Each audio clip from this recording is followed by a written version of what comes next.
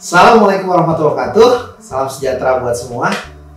Ya, teman-teman, ada banyak teori dan definisi tentang produk simpanan. Namun saya mau bahas beberapa aja yang utama ya.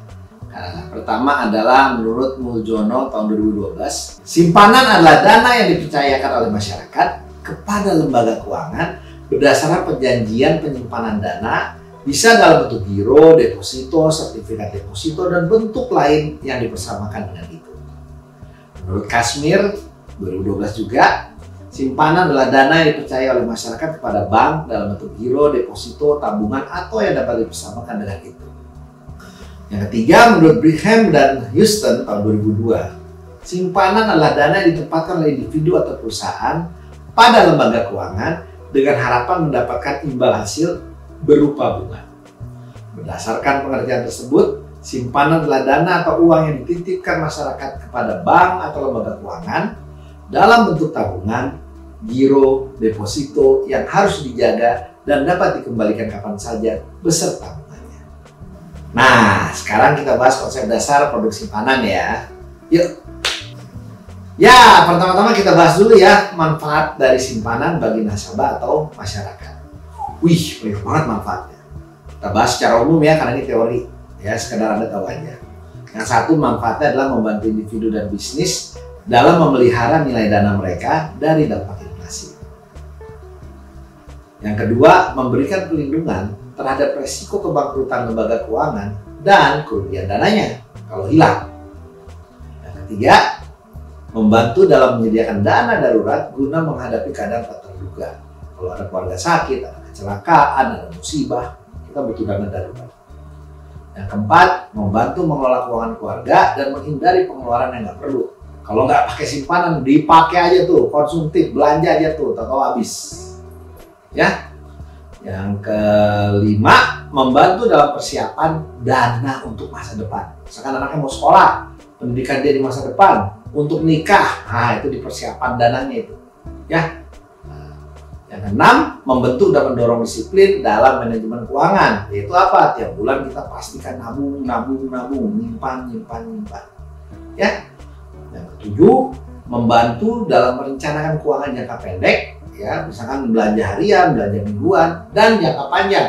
Ya, misalkan kita rencana nanti mau kuliah, ya, mau menikah, mau beli rumah, mau beli mobil. Ini kan butuh biaya dan butuh disiapkan. Terakhir, membantu menyiapkan modal usaha. Itulah 8 manfaat dari simpanan.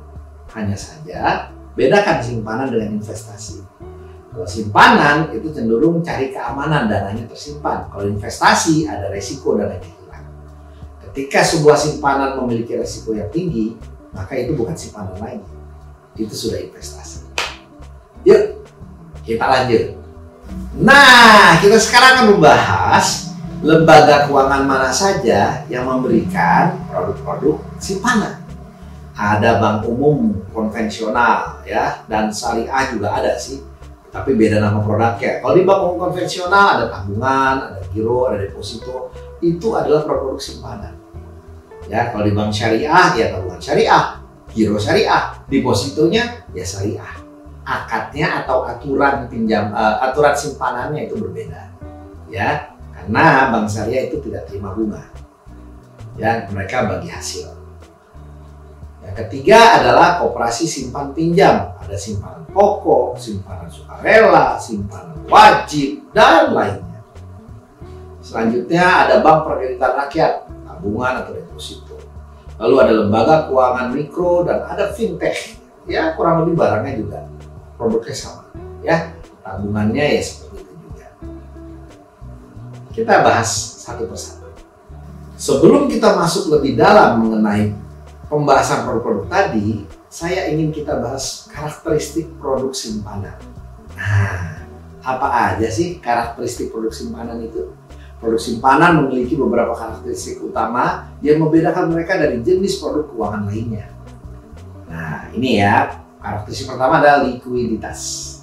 Produk simpanan, terutama rekening giro dan tabungan, umumnya menawarkan likuiditas tinggi, menarik uang atau melakukan transaksi dan angkat kapan saja. Yang kedua, keamanan. Produk simpanan ditawarkan oleh lembaga keuangan yang diawasi dan dijamin oleh pemerintah 3 batas tertentu umumnya dianggap aman. Ini memberikan perlindungan terhadap risiko kehilangan dana yang disimpan. Ya, lembaga yang memberikan jaminan ini disebut LPS, Lembaga Penjamin Simpanan. Ya, setiap bank ya, lembaga keuangan yang dilindungi oleh LPS itu akan dikenakan biaya untuk setiap simpanannya, macam kayak asuransi lah. Ya, jadi nanti kalau terjadi masalah dengan tempat Anda menyimpan uang, kalau dia dijamin LPS, ya udah, ketika banknya atau lembaga keuangan bermasalah, uang Anda nggak hilang karena akan diganti oleh LPS. Jadi asuransinya buat simpanan lah itu.